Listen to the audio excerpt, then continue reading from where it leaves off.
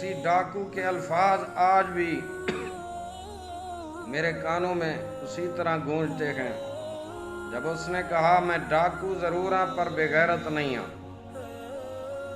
ایک اللہ والے درویش لکھتے ہیں کہ ایک دفعہ مجھے ایک گاؤں سے بڑا محبت بھرا خط موصول ہوا۔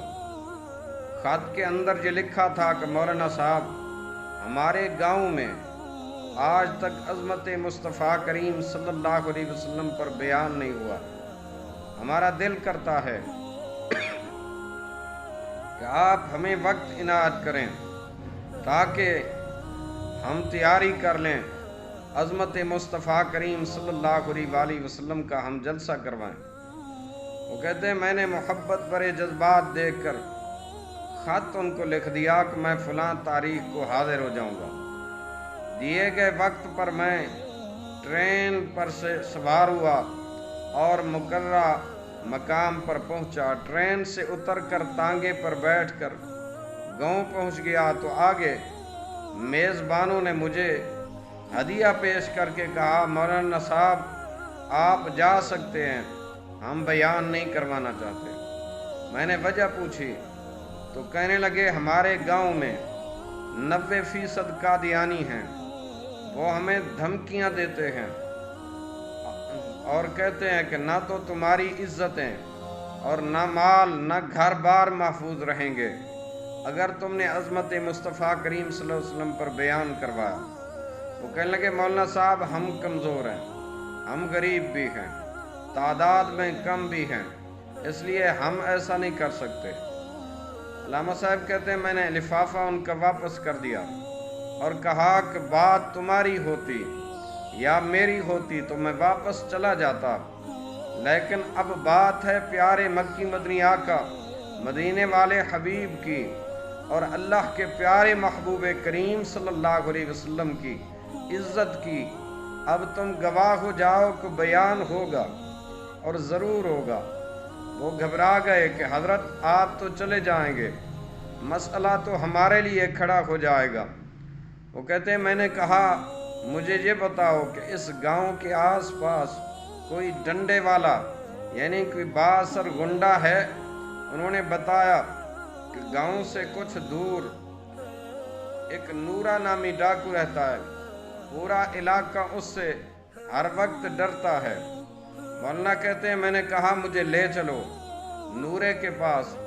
جب ہم اس نورا نامی ڈاکو کے ڈیرے پہ پہنچے تو نورا دیکھ کر مجھے کہنے لگا مولانا صاحب آج خیر ہے، مولوی صاحب کیویں آ گئے ہو؟ میں نے کہا بات رسول اللہ صلی اللہ علیہ وسلم کی عزت کی آ گئی ہے، مجھے بتاؤ تم کچھ کر سکتے ہو؟ میری بات سن کر نورا بجلی کی طرح کھڑا ہوا اور بولا میں ڈاکو ضرور ہوں پر بے غیرت نہیں ہوں۔ وہ ہمیں لے کر چل پڑا مسجد کی طرف۔ ہم مسجد میں آئے، 3 گھنٹے میں نے بیان کیا اور نورا ڈٹ کر کھڑا رہا۔ آخر میں نورے نے یہ کہا کہ اگر کسی نے کسی مسلمان کی طرف آنکھ اٹھا کر بھی دیکھا تو وہ نورے سے بچ نہیں سکے گا۔ مولانا کہتے ہیں میں واپس آ گیا۔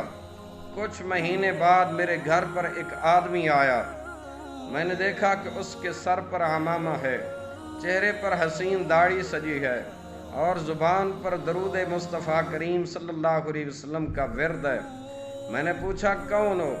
تو وہ رو کر میرے قدموں میں گرا، کہنے لگا مولانا صاحب میں وہی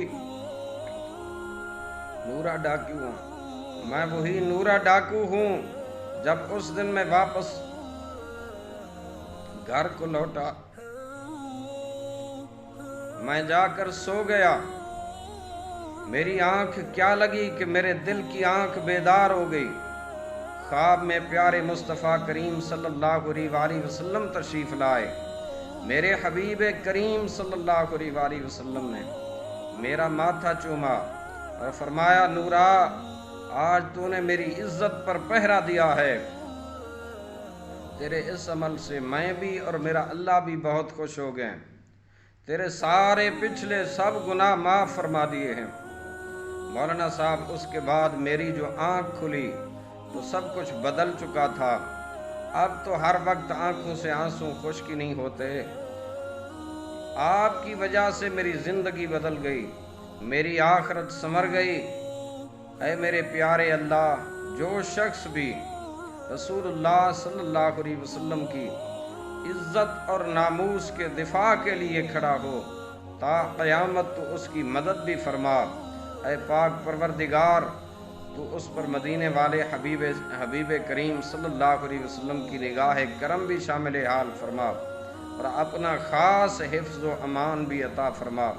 اے پاک پروردگار, اپنے خاص فضل و کرم سے ہمیں بھی ہمارے آقا و مولا پیارے مصطفیٰ جان رحمت صلی اللہ علیہ وسلم کی عزت و ناموس کا محافظ بنا, اور رسول اللہ صلی اللہ علیہ وسلم سے ہمیشہ وفاداری کی توفیق عطا فرما.